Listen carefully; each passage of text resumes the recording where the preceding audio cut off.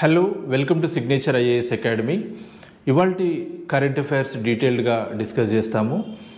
ఇక్కడ డిస్కస్ చేసేటువంటి కరెంట్ అఫైర్స్కి సంబంధించినటువంటి నోట్స్ స్టూడెంట్స్కి చదువుకోవడానికి ఈజీగా చదువుకోవడానికి వీలుగా సిగ్నేచర్ ఐఏఎస్ అకాడమీ టెలిగ్రామ్ ఛానల్లో అప్లోడ్ చేశాము. మీరు అక్కడి నుంచి కాపీని డౌన్లోడ్ చేసుకోవచ్చు. Signature IAS academy Telegram channel link ఈ వీడియో డిస్క్రిప్షన్ బాక్స్లో ఉంది.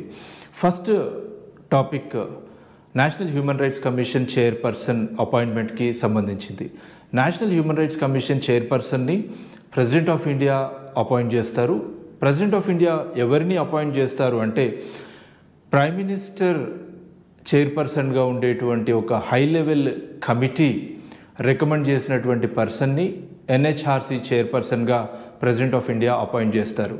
అయితే ఈ హై లెవెల్ కమిటీలో ఎవరెవరు ఉంటారు అంటే ప్రైమ్ మినిస్టర్ చైర్పర్సన్గా ఉంటారు, అట్లాగే యూనియన్ హోమ్ మినిస్టర్ మెంబర్గా ఉంటారు, leader of the Lok Sabha, opposition leader of the Lok Sabha and opposition leader of the Rajya Sabha, ఆ తర్వాత లోక్సభ స్పీకర్, తర్వాత రాజ్యసభ డిప్యూటీ చైర్మన్, వీళ్ళు మెంబర్స్గా ఉంటారు. ఈ కమిటీలో ఎవరు ఉంటారు అనేటువంటి ఆ కాంపోజిషన్ తెలిసి ఉండాల్సినటువంటి అవసరం ఉంది. ఇలాంటి టాపిక్ నుంచి ఆబ్జెక్టివ్ క్వశ్చన్స్ వచ్చేటువంటి అవకాశం ఉంటుంది.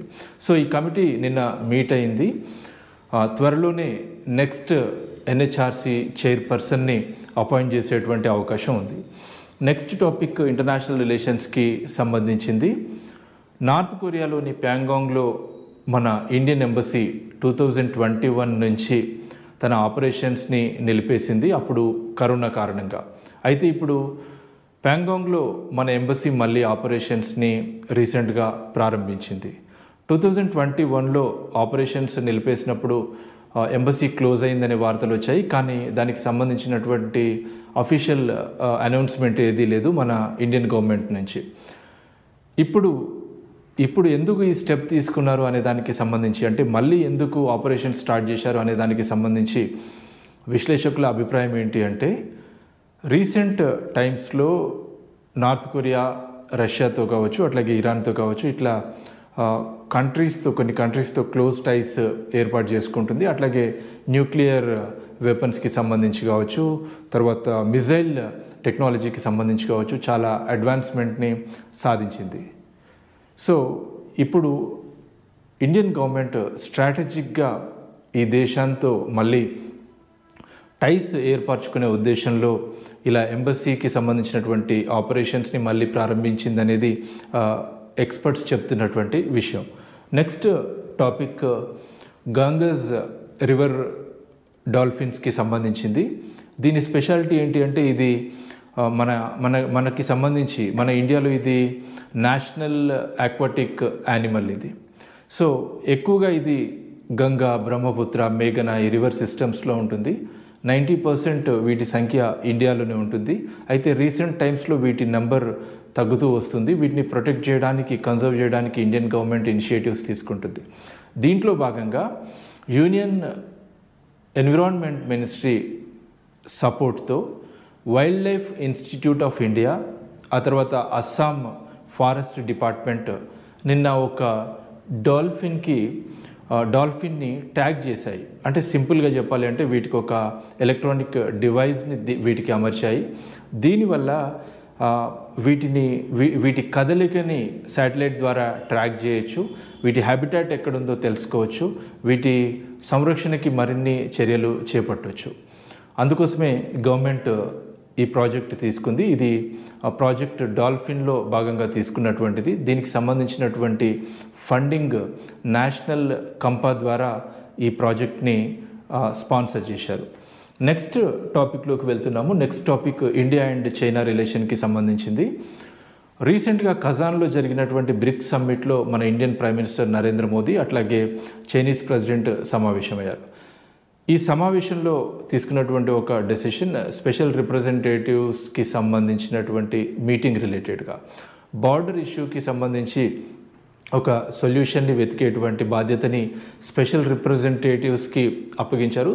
సో స్పెషల్ రిప్రజెంటేటివ్స్ మీటింగ్ అనేది ఇండియా అండ్ చైనా రిలేషన్లో ఉన్నటువంటి ఒక డిప్లొమాటిక్ మెకానిజంగా చెప్పొచ్చు. 2003 నుంచి ఈ స్పెషల్ రిప్రజెంటేటివ్ మీటింగ్ జరుగుతుంది.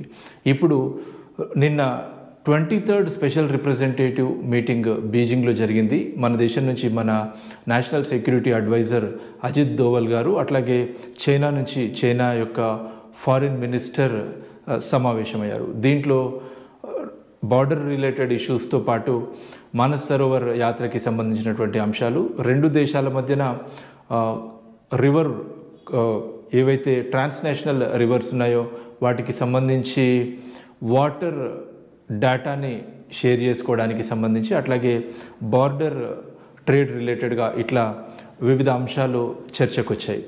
నెక్స్ట్ టాపిక్లోకి వెళ్తున్నాము. నెక్స్ట్ టాపిక్ ఐఎన్ఎస్ నిర్దేశక్కి సంబంధించింది. ఐఎన్ఎస్ నిర్దేశక్ అనేది ఒక సర్వే షిప్. మన ఇండియన్ గవర్నమెంట్ మొత్తం 4 సర్వే షిప్స్ని ప్రారంభించాలనుకుంది. అందులో ఇది సెకండ్ సర్వే షిప్ అన్నమాట. ఇది ఓషియానిక్ డేటాని సేకరించడానికి, సర్వే చేయడానికి అవసరమైనటువంటి షిప్. వీటిని కోల్కతాలో ఉన్నటువంటి గార్డెన్ రీచ్ షిప్ బిల్డర్స్ వీటిని నిర్మిస్తుంది. ఓకే, నెక్స్ట్ టాపిక్లోకి వెళ్తున్నాము. నెక్స్ట్ టాపిక్ సిద్ధ మెడికల్ సిస్టమ్కి సంబంధించింది. ఆయుర్వేద, సిద్ధ, యునాని ఇవి మనకున్నటువంటి మన దేశంలో ట్రెడిషనల్ మెడికల్ సిస్టమ్స్. సో సిద్ధ ఇప్పుడు ఎందుకు న్యూస్లో ఉంది అంటే, నిన్న సిద్ధాలో ఒక థెరపీ ఉంది, దాన్ని వెర్మమ్ థెరపీ అంటాము. ఈ వెర్మమ్ థెరపీ ఎట్ ఏ టైమ్ 567 మెంబర్స్కి ఆ థెరపీని నిర్వహించడం వల్ల సిద్ధ వెర్మమ్ థెరపీకి గిన్నిస్ వరల్డ్ రికార్డ్స్లో చోటు దక్కింది.